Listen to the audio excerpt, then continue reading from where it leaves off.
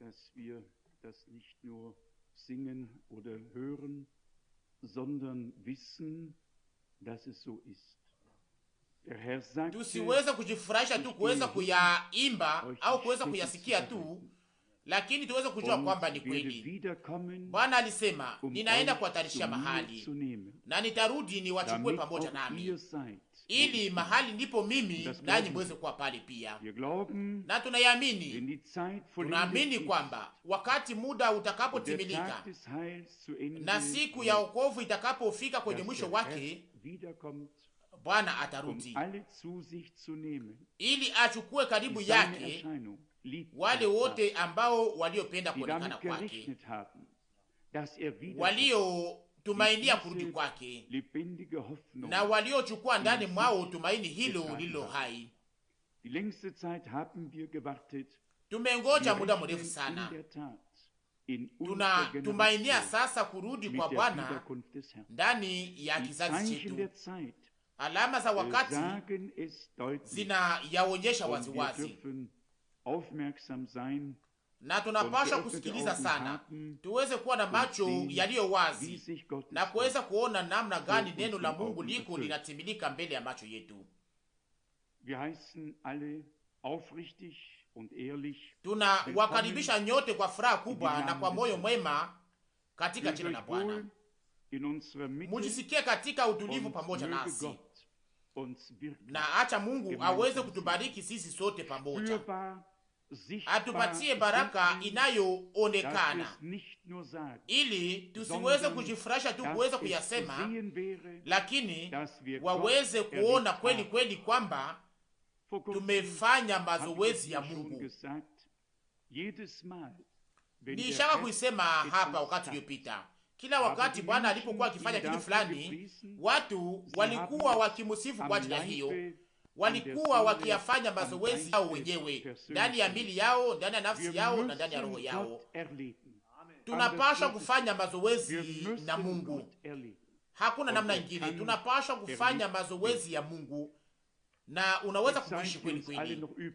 Wakati unaotubakilia sisi sote si muda mrefu tena sana. Naamini kweli kweli kwamba kuja kwa Bwana iko karibu sana. Ni kweli katika nchi hii tuko na uwezo nzuri kuliko katika nchi za mashariki inayohusu utangazaji na usambazaji wa neno katika nchi zingine, lakini unaweza kutumikia Bwana mahali pote na wakati wote. Kusumbuliwa kwa nje inapokuwa nguvu sana, na hapo tena uhusiano pamoja na Mungu za kuwa ya ndani. Kusumbuliwa kwa nje haiwezi kuwa ndio kikwazo, lakini inaweza kuwa ya kutusaidia.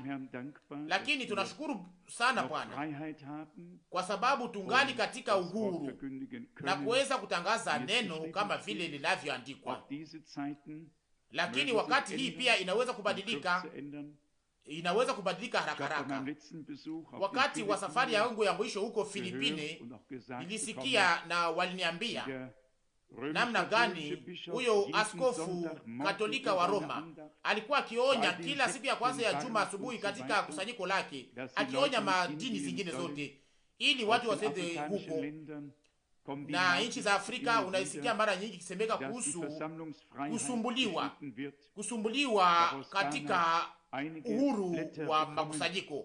Wanakataza kukusanyika. Niweza kupokea karatasi kutoka Ghana, masheria zinakamatiwa ili mashirika zote za kidini zilizo tangu zamani na ambazo zilizo tangu miaka 100 zinapaswa kutena kuandikwa tena upya na kuandikwa katika utawala. Uhuru haitadumu muda mrefu, na ndio maana tunataka tuweze kutumikisha hii muda ambao Mungu aliyotupatia ili tuweze kutangaza kweli safi na kuweza kuisambaza katika ulimwengu mzima bila mchanganyiko. Wakati waimbaji walipoimba wimbo wa pili kuhusu utukufu na huko na yale inayotungoja huko, niliwaza kwamba kuna watu ambao wasioweza kuamini na wanaojiuliza au washaka niuliza kwamba kuna mtu alishaka kuwa huko na aliyeweza kurudi ili aweze kutuambia huko kunafanana namna gani huko ndani ya utukufu. Hatuna hitaji ya kuweza kwenda huko ili tuweze kuyajua. Mungu alishaka kutuambia hiyo, alituambia na aliruhusu watu waweze kutazama utukufu, na inaandikwa kuhusu Bwana wetu kwamba yeye ndiye mshuhuda wa kweli na wa haki, mzaliwa wa kwanza katikati ya waliokufa. Na kisha kuna hii barua kwa Waebrania, kwa sababu tuna wingu kubwa la washuhuda. Waebrania 12 mstari wa kwanza. Mungu alikuwa na watu hapa duniani ambao waliokuwa wakiambatanishwa na yeye, waliokuwa wamekwisha kuona mambo ambayo ilikuwa kwa wakati utakao kuja. Nakumbuka Paulo, nakumbuka Yohana kwenye kisanga cha Patimo, kwa namna ya kimaajabu ambayo watu hao ijapokuwa hapa duniani, walikuwa hapa duniani, waliweza kuona utukufu. Ndani ya Wakorinto wa pili sura 12, hapa Paulo anatoa ushuhuda wake katika maneno haya. Wakorinto wa pili sura 12 kwenye mstari wa pili. Ninajua mtu katika Kristo tangu miaka 14, kama katika mwili sijui, kama nje ya mwili sijui, Mungu anajua. Mtu huyu alichukuliwa juu hata mbingu ya tatu. Mstari wa 3. Wakorintho wa pili sura 12 mstari wa 3. Sasa nami ninajua mtu huyu, kama katika mwili wake, kama nje ya mwili wake sijui, Mungu anajua. Mstari wa 4, ya kama alichukuliwa juu hata paradiso, akasikia maneno yasiyoweza kusemwa na yasiyofaa mtu kuyasema. Mstari 5, kwa maneno ya mtu huyu nitajisifu, lakini kwa ajili yangu mimi sijisifu ila katika udhaifu wangu. Tazama mpaka hapa hili neno takatifu na la damani la Mungu. Paulo alikuwa akizungumza kuhusu mazoezi yake mwenyewe. Watu wa Mungu mara nyingi walikuwa wakifanya mazoezi ya kimaajabu ili waweze kuishi na kuweza kuwekwa nguvu ndani ya imani yao. Imani yao iweze kuwekwa nguvu na waweze kusonga mbele katika uhakika kwamba Bwana Mungu iko pamoja nao. Yohana aliona mambo mengi kwenye kisanga cha Patimo. Kwenye sura 21 ya Ufunuo anaeleza kwanza kwa mstari wa 2, Ufunuo sura 21 mstari wa 2.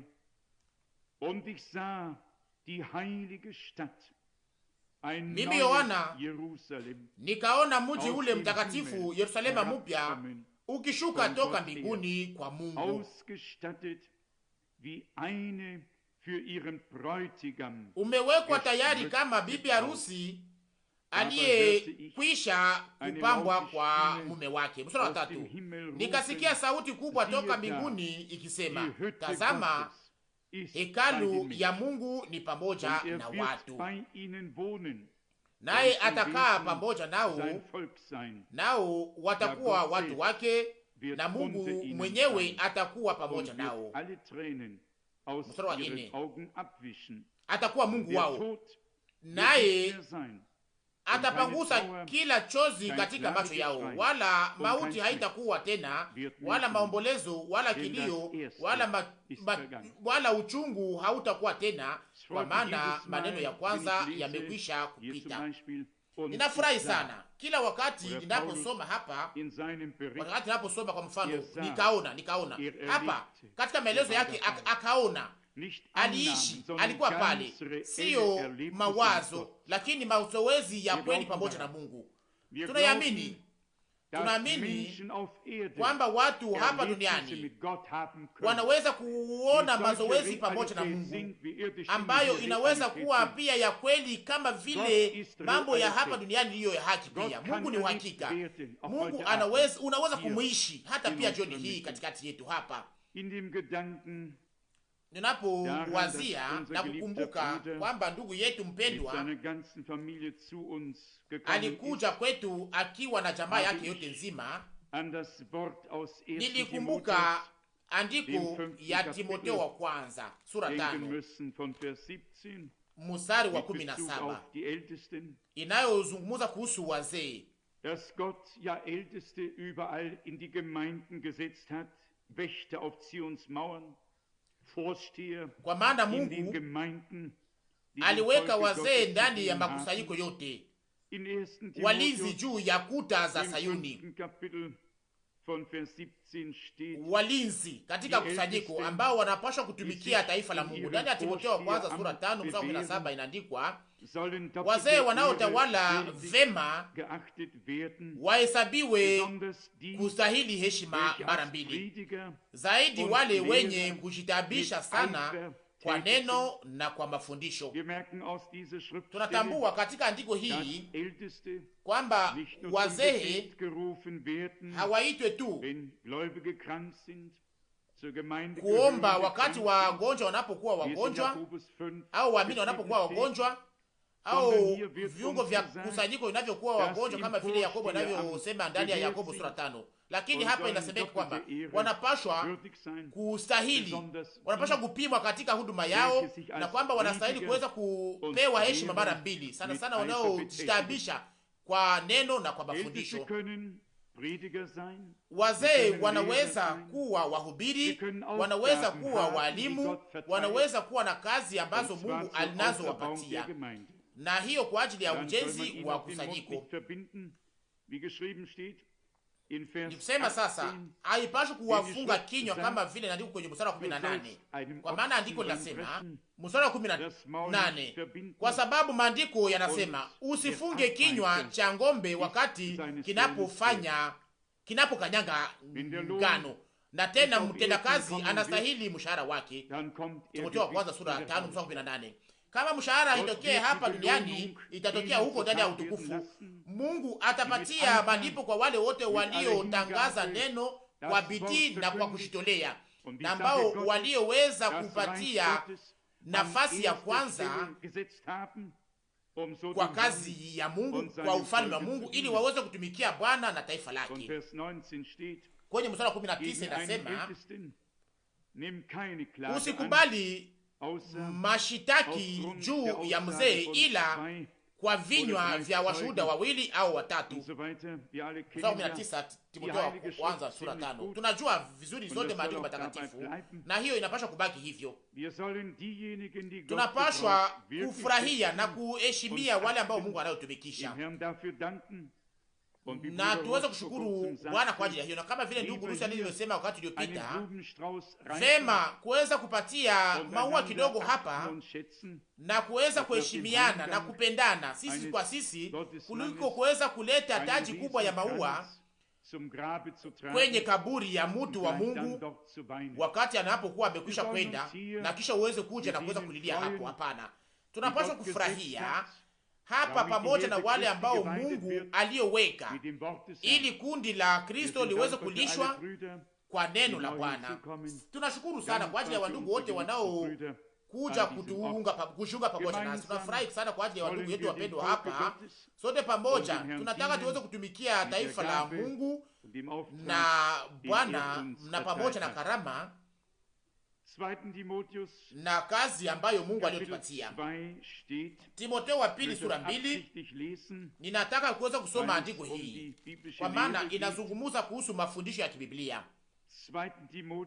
Timotheo wa pili sura 2 mstari wa kwanza. Basi wewe mwana wangu uwe hodari katika neema iliyo kwa Kristo Yesu.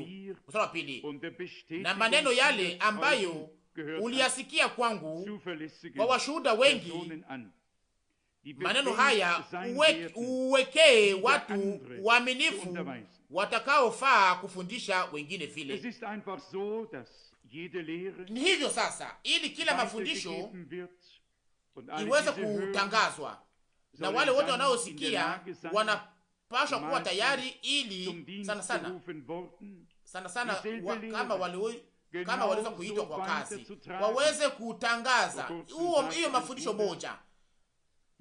Wakati uliopita ndugu mmoja alisema kuhusu mwingine, alikuwa hiyo ndani ya kichwa chake, lakini sio ndani ya moyo. Lakini wapendwa wangu, tuwe macho ili tusiweze kujifurahisha kuweza kuleta mafundisho juu ya Mungu, juu ya ubatizo, juu ya mambo tofauti, lakini tushikaze ili tuweze kufanya iweze kufanyika ikiwa ni ufunuo wa kiungu ambao inaweza kuwa ya damani kwetu, na siyo maneno ya kimafundisho, na siyo maneno fulani ya kupingana, lakini kweli ya kiungu ambazo tunaweza kuwa za damani kwetu, ambazo tunaweza kutangazia wengine katika roho moja na hiyo ufunuo moja kwa kiwango, kwa yale ambayo iliweza kupewa kwa watu wa Mungu kwa mwanzo. Paulo aliipatia wale ambao wangepashwa kufundisha wengine, na hivyo basi Mungu atupatie sisi ambao tulio wa ndugu ndani ya kazi, atupatie kuelewa, hekima na neema na ufunuo, ili tuweze kupokea mambo kama vile yalivyokuwa yamepewa na Mungu kwa mtume Paulo na kwa wengine, ili tuweze kufundisha yale waliofundisha, tuweze kuhubiri yale waliohubiri, tuweze kubatiza kama vile walivyobatiza, ili tuweze kuwa katika uhusiano kamilifu pamoja na Mungu na pamoja na neno la Mungu, na kuweza kuletea taifa la Mungu yale ambayo iliyo ya haki. Paulo aliandika mahali fulani, sijui ni mahali gani, lakini naandikwa kwamba ulikamata mafundisho yangu kama vile mstari wa kufuata, kama vile mwongozo kamilifu, kama mstari wa uongozi. Na kisha nakamata hii neno moja, wakasema kwamba kama vile chakula chako hapo, nataka kuipata ndani na isoma, niweza kuisoma leo pia. Ndio Timotheo wa kwanza sura 4, Timotheo wa kwanza sura 4, na hiyo iliweza kunigusa sana. Timotheo wa kwanza sura 4 mstari 6, kama ukifundisha, kama ukikumbusha ndugu mambo haya, utakuwa mtumishi mzuri wa Yesu Kristo, mwenye kulishwa kwa maneno ya imani na ya mafundisho mazuri ambayo uliyafuata. Hapa neno chakula, nitafuta yale ambayo Bwana wetu aliyosema ndani ya Injili ya Yohana kwenye sura 4, Injili ya Yohana kwenye sura 4 kwenye mstari wa 34. Yesu akawambia, chakula changu ni kufanya mapenzi yake yeye ambaye alinituma na kutimiza kazi yake. Amina. Na sio tu chakula cha mwili huu.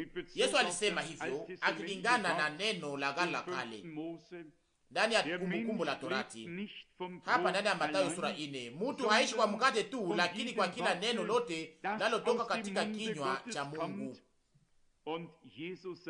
Na Yesu anasema hapa ndani ya Yohana sura 4:34, chakula changu ni kufanya mapenzi yake yeye aliyenituma na kutimiza kazi yake. Paulo aliandikia Timotheo, kama vile tumekwisha kusoma ndani ya Timotheo wa kwanza sura 4 mstari wa 6, kama ukikumbusha ndugu maneno haya, utakuwa mtumishi mzuri wa Yesu Kristo, mwenye kulishwa, kwa sababu unalishwa kwa maneno ya imani na ya mafundisho mazuri. Mafundisho mazuri, maneno ya imani ni maneno ya Mungu, na maneno ya Mungu ni mafundisho takatifu.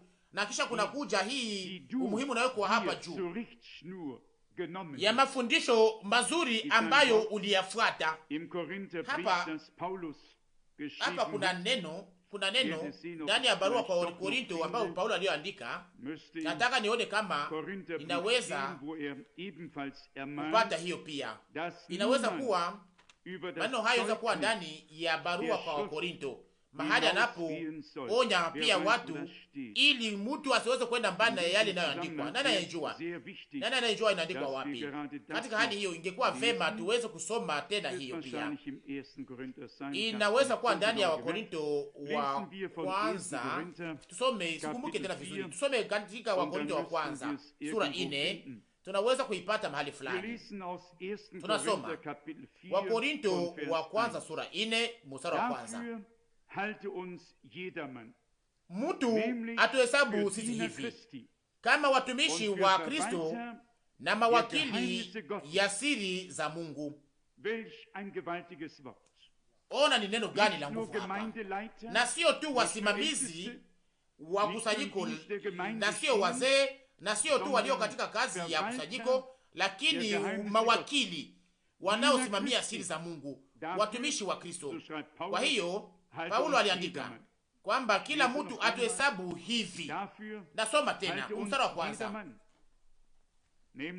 Mtu atuhesabu sisi hivi kama watumishi wa Kristo na mawakili ya siri za Mungu. Unaweza kuhesabia mtu kwa yale ambayo aliyo kweli kweli. Paulo alikuwa mtu ambaye angeliweza kusema tena na tena. Wa Efeso sura 3 mstari 5. Siri iliyokuwa imefichwa kwa watu tangu nyakati za zamani imefunuliwa kwangu sasa. Niliifunuliwa. Mara ngapi Paulo aliweza kuandika, ninawaambia siri nyinyi. Aliandika kuhusu siri ya Mungu ndani ya Kristo, akaandika mara nyingi ikihusu siri ambazo zilikuwa mbele zikifichwa, na tazama sasa zilikuwa imefunuliwa. Mtu atuhesabu hivi sisi kama watumishi wa Kristo na mawakili ya siri za Mungu. Acha sisi hapa kama vile wandugu ndani ya kazi, tunaotumika ndani ya kazi, tuweze kuwekwa hapa kama vile watu wa Mungu, hata kama tunaweza kuwa ndio wadogo sana, lakini tuna sehemu kwa huo utangazaji moja na kwa ufunuo moja. Hakuna kitu kilichobadilika kwa Mungu.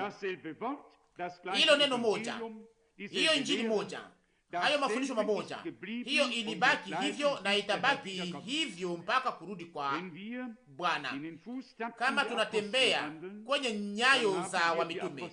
Na hapo sasa tuna mafundisho na matendo ya wamitume, tunafanya yale waliofanya na tunahubiri yale waliohubiri. Kwenye mstari wa 2 Wakorintho wa kwanza sura 4, Paulo anaandika tena, inahitajiwa katika mawakili ya kwamba waonekane waaminifu.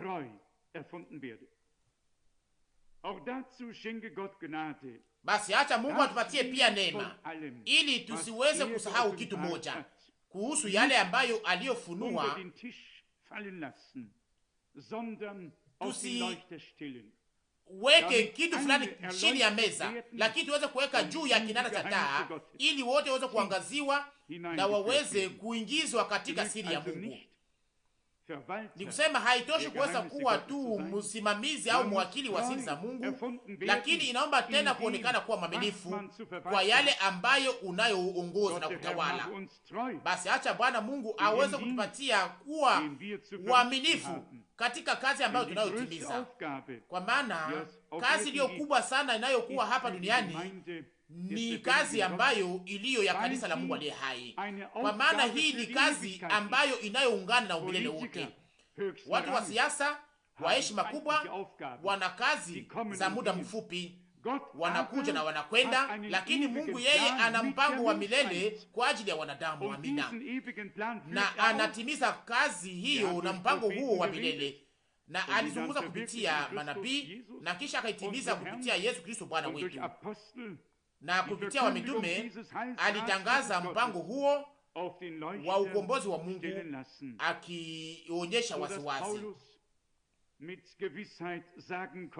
kwa kiwango. Paulo aliweza kusema akiwa na uhakika ya kwamba niliwatangazia shauri yote ya Mungu. Alikuwa ni mtu mwaminifu. Bwana alikuwa amemfunza, alikuwa amemtengeneza kwa namna hiyo, kwa kiwango alikuwa akihesabia yale yote alikuwa akijua mbele, akihesabia kama vile uchafu, na wale wote alikuwa akijua zamani, alikuwa sema kama vile uchafu, akahesabia ya damani yale ambayo Mungu aliyokuwa amempatia, naye mwenyewe akageuka kuwa sehemu ya hiyo na akaweza kuisimamia kwa uaminifu. Na tunashukuru sana kwa ajili ya barua zote ambazo alizoandika, ili nasi sasa tuweze kuwa na sehemu kwa yale ambayo aliyokuwa amepewa. Ndani ya Wakorinto wa kwanza sura 3 kwenye mstari wa 9, mtume Paulo anaandika, Wakorinto wa kwanza sura 3 mstari wa 9, maana sisi ni wafanyakazi pamoja na Mungu, ninyi ni shamba la Mungu, ninyi ni jengo la Mungu. Mwazie kama unaweza kusema hapa kwamba wandugu watumike pamoja, wandugu wanaotumika pamoja, kwamba wao wenyewe wako katika watumishi katika kazi moja. Kwa maana hapa Paulo anaandika, maana sisi ni wafanyakazi pamoja na Mungu, na sio wafanyakazi wa kusanyiko fulani, lakini sisi ni wafanyakazi pamoja na Mungu, tuweze kutumika pamoja katika kazi ya Mungu. Amina, tuweze kutumika katika kazi ya Mungu, tuweze kuwa na sehemu kwa yale ambayo Mungu anayofanya, kutumika pamoja naye ndani ya kazi yake. Hiyo ndio inahusika sasa, hiyo ndio kitu cha lazima, kwa maana sisi ni wafanyakazi pamoja na Mungu. Ni maelezo gani hapa aliyeweza kuona kuwa ya kubwa? Hapana, Mungu aliweza kuwa anahitaji kuweza kutumikisha watu ambao wanaweza kutimiza kazi yake. Kazi ni kazi ya Mungu, kazi ni kazi ya Mungu, lakini yeye anachagua wale anaotaka ili aweze kutumika ndani pamoja nao, na tunafurahi sana. Tunakuwa kwa upande wa mstari wa 16 wa Korinto wa kwanza sura 3 mstari wa 16 sasa na 17. Hamjui ya kwamba ninyi ni hekalu la Mungu na Roho ya Mungu anakaa ndani yenu? Mstari wa 17, kama mtu akiharibu hekalu la Mungu, Mungu hatamharibu yeye, kwa sababu hekalu la Mungu ni takatifu, ninyi ni hekalu lile. Mungu ana majengo hapa duniani, majengo, nyumba iliyo hai, majengo iliyo hai inayoongezwa,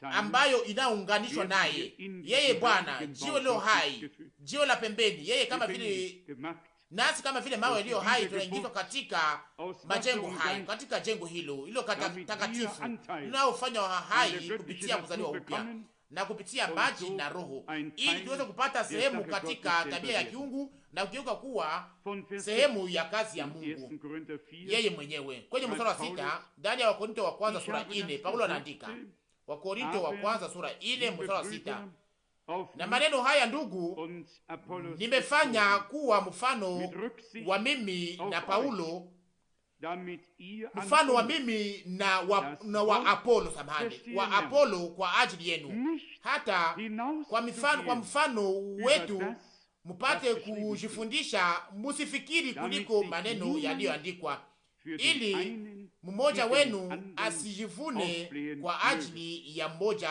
juu ya mwingine. Sana sana wazo hili, musiende mbali na yale inayoandikwa, au musifikiri zaidi ya yale inayoandikwa. Naamini kwamba tunaweza kusema hiyo hapa tukiwa na moyo wa kushukuru kwamba Bwana aliweza kutupatia neema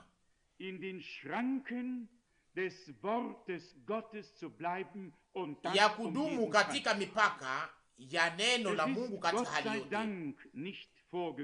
Kwa msaada wa Mungu hatujawahi kuwa na masikio inayowasha na hatujawahi kuweza kuhitaji mafundisho ambayo inayotutangazia mambo ambayo sio lingana maandiko. Hapa sio mahadisi zilizokuwa zikitangazwa, lakini neno lilo wazi na la kweli la Mungu, mafundisho matakatifu ambayo yaliyotufanya kuwa takatifu sawa sana na neno la andiko, iliyotupatia afya sawa sana na neno la andiko. Zaburi 107 mstari wa 20, aliwatumia neno lake na akawaponesha. Mafundisho mabaya yanafanya ukuwa mgonjwa, mafundisho machafu yanafanya mtu mchafu.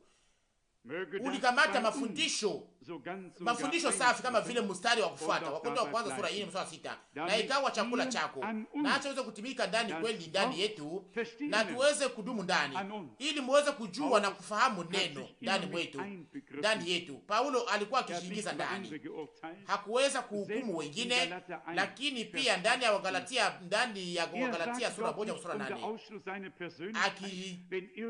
akishitosha ndani mwenyewe, akisema kama mtu mwingine, lakini alikuwa akishingiza yeye mwenyewe ndani, na hiyo ndio hali njema ya mtu wa kweli wa Mungu.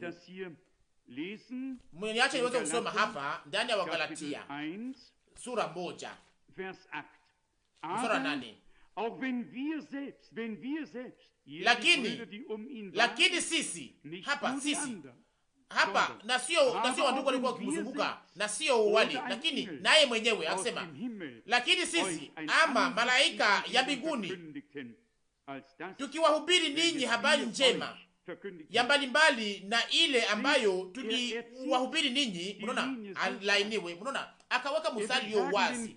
Alitaka kusema kama sisi siku moja tunaweza kusema kitu kingine kuliko yale ambayo tuliyosema kupitia ufunuo, hapo sasa laana itatuangukia. Naye alikuwa na uhakika kuhusu ufunuo wa Yesu Kristo ambayo aliyokuwa amepewa, kama vile anavyosema waziwazi hapa ndani ya Wagalatia sura 1 mstari 12.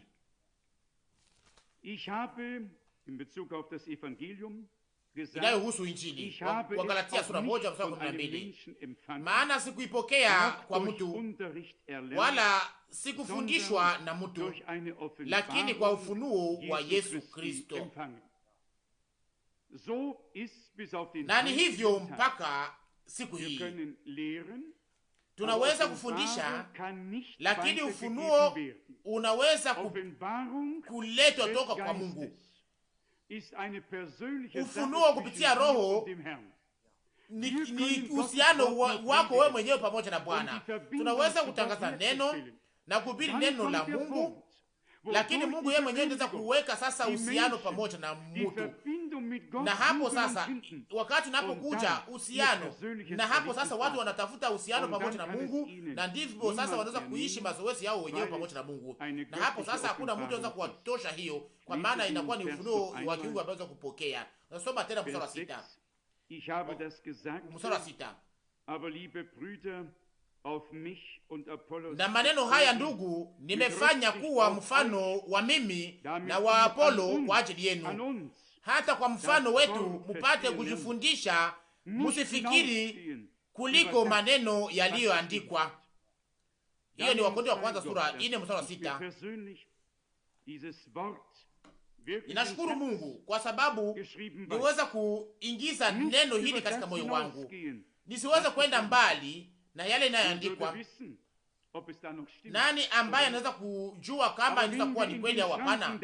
Lakini kama tunabaki katika mipaka ya yale inayoandikwa, hapo sasa tunajua kwamba ni kweli, kwa maana hiyo ndiyo neno la Mungu. Mbingu na dunia itapita, lakini neno la Mungu litadumu milele na milele. Sura 6, Wakorintho wa kwanza sura 4. Ili mmoja wenu asijivune kwa ajili ya mmoja juu ya mwingine. Wakati watu wanapoenda mbali na maandiko, hapo magawanyiko yanaonekana. Mambo mengi ambayo isiyoweza kuwa ya kweli mbele ya Mungu inaonekana. Hata kama mambo kama hiyo inaweza kuonyeshwa kama vile ni ufunuo, inaomba tu kusema kwamba Mungu hakusahau kitu fulani. Yale aliyotaka kusema aliyasema, yale aliyotaka kufunua aliyafunua, yale aliyotaka kufundisha aliyafundisha, kwa maana yote ambayo aliyotaka kuyafundisha aliyaacha ifundishwe, kwa maana yale ambayo iliyokuwa katika sehemu ya mpango wa shauri ya ukombozi wa Mungu iko katika hili neno la Mungu, na hakuna mtu anaweza kuongeza kitu fulani juu yake, na hakuna mtu ambaye anapaswa kupunguza kitu fulani juu yake. Tunapaswa pia kujifunza na kuweza kushika kwa moyo onyo hili, kwa maana hayo mawili yanaandikwa hapa ya kwamba ole kwa yale yanayoongeza na ole kwa yale anayopunguza, ole kwa yule anayepunguza. Bwana, acha tupatie neema ili tuweze kushikamana siku zote kwa neno lake na kuweza kupokea kwa moyo wote, kama vile neno la Mungu, yale aliyosema, yale aliyofundisha na yale ambayo aliyofunua na yale aliyoandika, ili Roho wa Mungu aweze kutenda kupitia neno.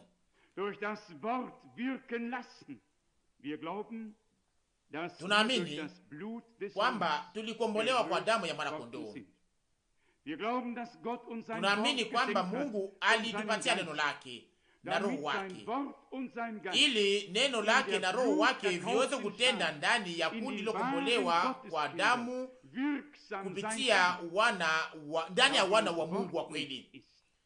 Mahali ambapo neno haiko, hapo Roho anaweza kufanya kitu fulani.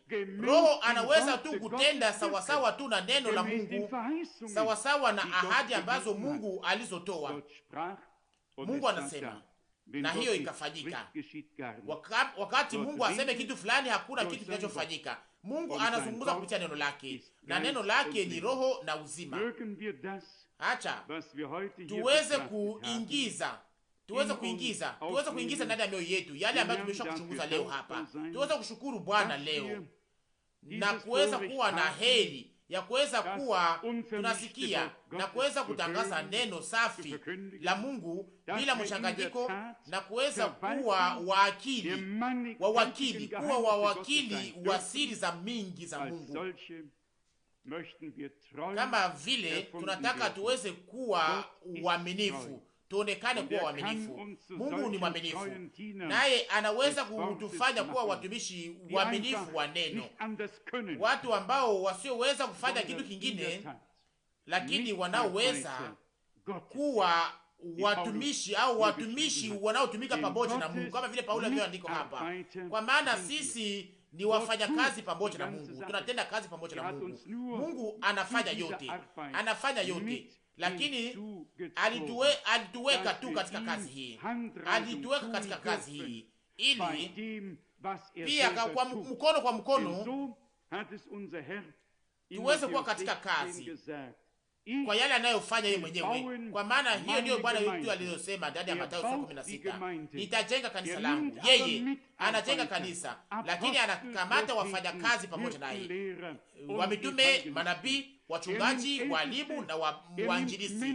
Anakamata wazee, anakamata watu waongozi, wale anaotaka kwa ajili ya kutumika katika kazi ambayo yeye mwenyewe aliyotimiza, aliyojenga. Unajua, ni yeye mwenyewe ndiye aliyejenga kanisa, na yeye mwenyewe ndiye aliyekomboa, na yeye mwenyewe ataichukua karibu yake nyumbani. Lakini aliita watumishi mchana na jioni, na aliweza kuwaita ili waweze kutumika pamoja naye, na pia wale wa saa 5. Bwana alisema katika mezali wakati alipokuja na alipokuwa akitembea akakutana na watu wasio na kazi, akauliza, Mathayo sura 20 mstari wa 6, sasa mutabaki pasipo kazi kwenye barabara? Na wamoja wakasema, hakuna mtu aliyeweza kutupatia kazi. Na kisha kwa saa 5 za mchana Bwana akasema, kuja mutumike. Na wakafanya yale ambayo Bwana alikuwa ameagiza kufanya. Lakini sasa wakati ilipofika wakati wa kuweza kulipa mshahara, wengine wakahuzunishwa kwa sababu walikuwa wametumika mchana wote mzima. Na akasema sasa wakasema namna gani wale wanapokea sawasawa na pesa kama vile zetu? Bwana akawauliza, sikuweza kuelewana na nyinyi yale ambayo ninaweza kuwalipa? Sasa nimewalipa tofauti? Ndiyo, Bwana aliweza kutumikisha wengine. Ya lazima ni kwamba uweze kuingia katika kazi yake, uweze kusikia mwito wake, uweze kuingia katika kazi, na kisha uweze kuonekana kuwa mwaminifu kwa yale ulipaswa kufanya. Mungu haulizake zaidi mmoja aweze kuwa na 100, mwingine 1000, au wengine maelfu na 10,000, na kwamba wengine kuonyesha kose wengine njia kwa Bwana. Hiyo yote inatoka kwa Mungu. Yeye ndiye anayeamua kwa mambo yote kwa ajili yetu, lakini ya lazima ni kwamba kila mtu aonekane mwaminifu kwa yale, kwa kazi ambayo Mungu aliyompatia. mwandishi mmoja wa nyimbo anaimba, unilinde kuwa mwaminifu, mwaminifu Mwokozi, unilinde kuwa mwaminifu. Nina njia ambayo mpasha kutembea ndani, nina vita ya kupigana. Unapatia mtu nguvu ambayo inaweza kuruhusu kuweza kufikia hiyo. Unilinde basi kuwa mwaminifu. Amina. Tuimbe hiyo pambio, tusimame na tisha tutaweza kuomba. Unilinde mwaminifu, unilinde mwaminifu, mwaminifu Mwokozi. Unilinde mwaminifu, mwaminifu. Mwaminifu Mwokozi, unilinde kwa mwaminifu. Nina safari ya kufanya, vita nyingi za kupigana. Unanipatia nguvu ya kuyafikia. Unilinde kwa mwaminifu. Unilinde mwaminifu, mwaminifu Bwana. Unilinde mwaminifu, mwaminifu Mwokozi. Unilinde kwa mwaminifu, mwaminifu Mwokozi. Unilinde kwa mwaminifu. Nina safari ya kufanya, vita nyingi za kupigana. Unanipatia nguvu ya kuyafikia. Unilinde kwa mwaminifu. Tuombe sote pamoja. Mungu mwaminifu, tunakushukuru tena pamoja kwa ajili ya neno lako takatifu na la damani ambalo umetuambia jioni hii. Bwana, tunakuomba uwe wa rehema kwa ajili yetu sisi sote Bwana, kwa ajili yetu tunaotumika kwa neno lako, na pia kwa wale wanaosikiliza. O Bwana, tupatie neema yako. O Mungu, tupatie sisi sote furaha ya kutumikia. O Bwana, wakati wote tungali na hii pumzi ya uzima. Bwana, tunajua kwamba usiku unakuja ambamo hakuna mtu anaweza kutenda. Bwana, wakati ungali mchana, tunataka Bwana tuweze kusimama kwa ajili ya kazi yako na kuitetea Bwana, na kuweza kusifu na kutukuza jina lako Bwana. Tunajua kwamba utashughulikia yote taifa lako Bwana, utashughulikia kanisa lako ambalo lilo mali yako Bwana. Acha mabudu, heshima na shukurani wewe yako Bwana. Tunaweka macho yetu kwako, hatujiache kusumbuliwa Bwana na kitu chochote ambayo inayoweza kufika, lakini tunajua kitu moja, kwamba utafanya yote vizuri Bwana. Kwa ajili ya hiyo tunasifu na tunatukuza jina lako la utukufu. Tunakushukuru kwa ajili ya yote kutoka kile cha moyo yetu, kwa sababu unaweza kutusaidia mpaka katika wakati huu. Sifa, heshima, utukufu na shukurani iwe kwako kwa jina la Yesu Kristo. Amina.